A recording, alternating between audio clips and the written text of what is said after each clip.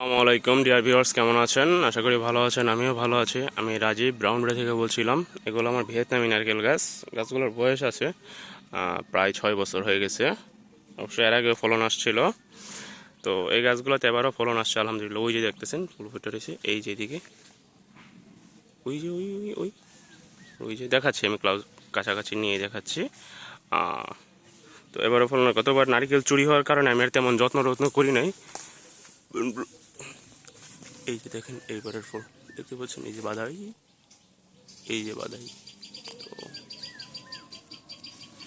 তো এবারে যথারীতি ফলন আসছে, একটা সিয়াম গ্রিন আর একটা সিয়াম ব্লু। আপনাদের আরও দেখানোর চেষ্টা করি। এই যে এই যে পাতাটা।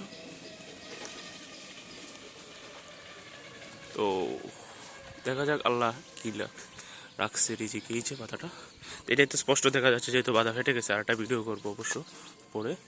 তো সবাই দোয়া করবেন এবার যাতে নারকেল টিকাতে পারি, এবং গাছের এখন এইবার যত্ন নেওয়া শুরু করব। গাছগুলো মোটামুটি অনেক বড় হয়ে গেছে। সবাই দোয়া করবেন, ভালো থাকবেন। আসসালামু আলাইকুম ওয়া রাহমাতুল্লাহি ওয়া বারাকাতুহু।